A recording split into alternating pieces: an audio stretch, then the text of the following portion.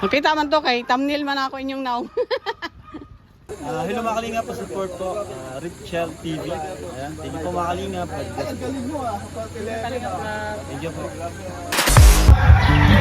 Hello guys, good afternoon po sa inyong lahat. Ayan, nandito po ako sa mga project po ni Duterte. Nadaanan lang po namin at nais ko pong ipakita sa inyo yung project na ito lang po yung project na pinagpatuloy po kasi dito po diyan nakabase sa Davao City. So ipakita ko po sa inyo guys ang project na tulay Samal, Davao to Samal kasi noon po walang tulay to yung Davao to Samal, Samal Island. Ano po yung sasakyan mo po, barge, no, patabok po ng Samal Island. Po ngayon po, nung umupo po si PRRD, ito po yung project na matagal na pong hinihingi ng gobyerno ng Samal na sana po matulayan na po yung ano nila, no, lugar. Kaya ngayon, ipakita ko po sa inyo ang project po ng ating mahal na Pangulo.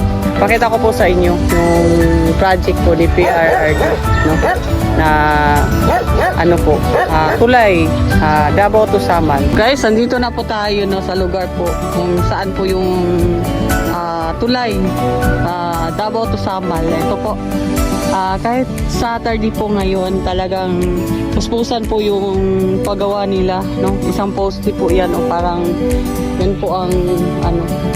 At talagang malapit na po ito guys. Ito po mga kagamitan. Ayan po, nagtrabaho pa po sila. Kahit ano po, Sunday ngayon, pero may mga nagtrabaho pa po para po sa poste ng tulay, no? Yan, ito po yung project ni Rua Duterte, ni President PRRD na talagang tinapos kasi dito naman na sa Davao. Pero yung iba talagang project niya ay wala po talaga, hindi po tinapos po at hindi po binigyan ng budget po yung mga project na halimbawa yung yung train galing Digos papuntang Tagum, Davao del Sur, ila ni Roel of Malalag. Roel Davao del Sur hanggang sa hanggang sa Tagum City. Hindi po yan binigyan ng talaga. Hindi po yan binigyan ng ngayon. Talagang hindi po binigyan ng budget, no? Pero itong tulay na ito po guys, talagang siguro 1 year lang, 1 year from now siguro matatapos na po itong tulay na ito. Puspusan po yung puspusan po yung pagtrabaho. So pag matapos ito guys, talagang malaking ginhawa po sa taga Samal Island yung tulay na ito. Itong mahabang tulay na ito guys, talagang malaking po ito, malaking ginhawa. No, ito po ipakita ko sa inyo ng malapitan po yung tulay na ito. Tingnan niyo po, malapit na po yan. So lapitan pa po natin. Talagang grabe po. Pag matapos po ito, talagang ang dami pong makinabang. Hindi lang taga Samal Island, kung hindi yung taga Davao at yung mga turista talaga dito na magpunta dito sa Davao. Talagang po nila. Talagang mapakinabangan po nila tong tulay na ito na mahaba, no? Habang pinakamahabang tulay dito sa Mindanao na dito po sa Samal Island. Mula Davao papuntang Samal Island, pwede ka nang magmotor. Sus, grabe, ang ganda. Talagang grabe.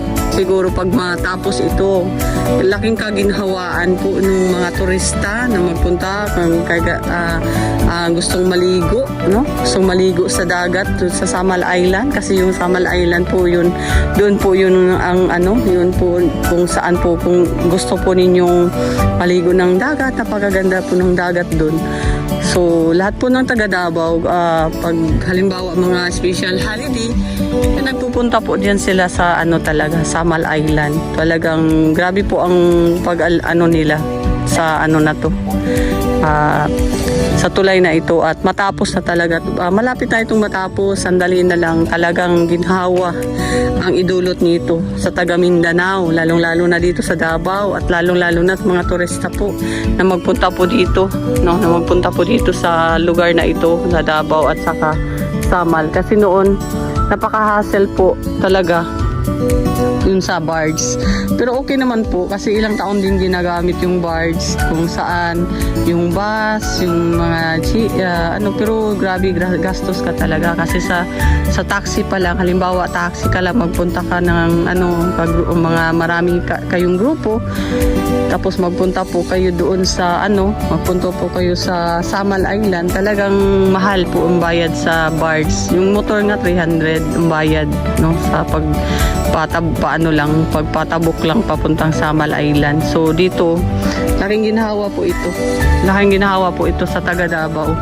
Kung hindi po na presidente po si PRRD, talagang hindi po ito magawa. Kasi ang tagal na po ng taga Mindanao na nag-request dito, lalong-lalo na sa mayor ng Samal, na talagang gusto nila na mabigyan ito ng tulay, no, mabigyan tulay itong lugar na ito. So ngayon nagkatotoo na, at grabe, sobrang salamat talaga namin ni PPRRD na kung iba lang siguro ang mayor na nakaupo dito sa Davao ngayon, hindi anak ng dating. Halimbawa doon nga sa bars, sobrang traffic, tapos pila-pila pa siya. Laking ginhawa po yan. Talagang pag halimbawa mangyari man na matapos na itong tulay na ito, talagang malaking ginhawa po sa mga tao dito sa Samal Island. Nilagay nila doon sa akap, guys, kung halimbawa yung yung project dito lang talaga yan, walang akap, kung hindi yung project dito sa Mindanao pinagpatuloy. Talagang ang daming mga taong makinabang, daming mga Pilipino at mga mamamayan dito sa Mindanao na makinabang, hindi lang taga Mindanao, kung hindi yung mga tao din na dyan sa malalayo na pupunta dito sa Mindanao, makakinabangan din nila yan, diba? So malaking bagay talaga na kung natapos lang sana yung iba. Pero ito for sure, matapos po ito kasi talagang pinagsikapan na ipatapos itong tulay na ito dito sa Mindanao. So po, pakita ko po sa inyo para pag magpunta po kayo dito sa Mindanao, talagang makikita ninyo na talagang ito pong tulay na ito ay talagang project po ni PRRD. So,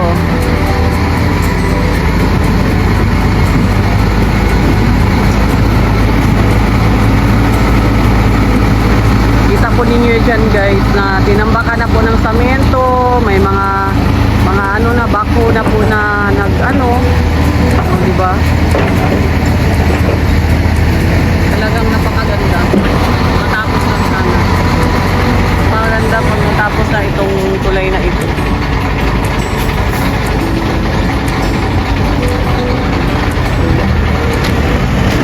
Diba?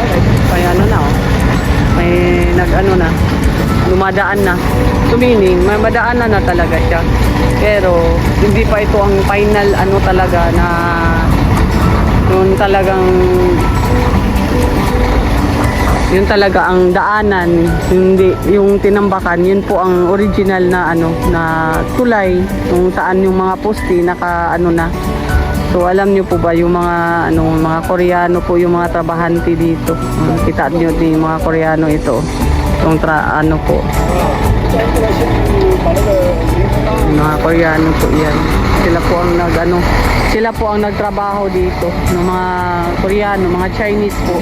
Yan po ang mga trabahante dito sa tulay na ito. Hindi po talagang mga magagandang pangyayari kung hindi lang po nadaanan ng pandemic, yung pamumuno niya dito sa Pilipinas. Talagang ang dami pang mangyari talaga, at ang dami pa talagang makinabang, at maraming project para magagawa yung matanda, no?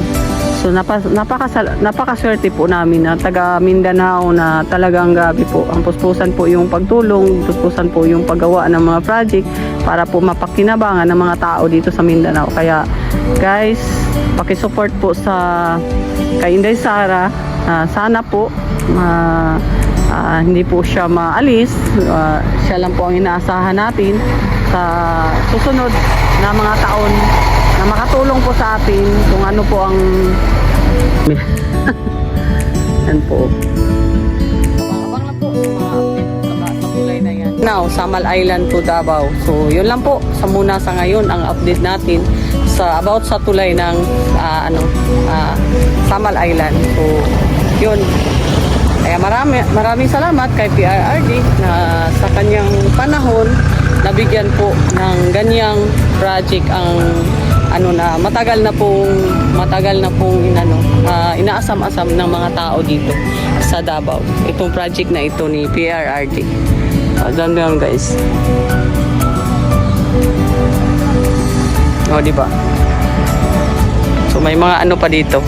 Trabahante. Ito, daanan po ito ng mga poste para po sa flyover. So, flyover po ito dito.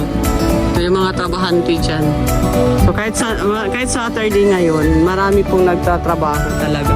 So, diba? Biruin mo yan. Talaga. Talaga yung tulay ngayon, madaanan na po, guys.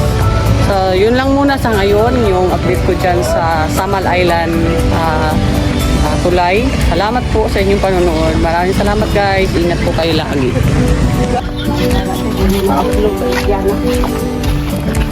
Salit na mo, dili na aslom. Kaway-kaway. Ato bang sad, pero kita yung naong.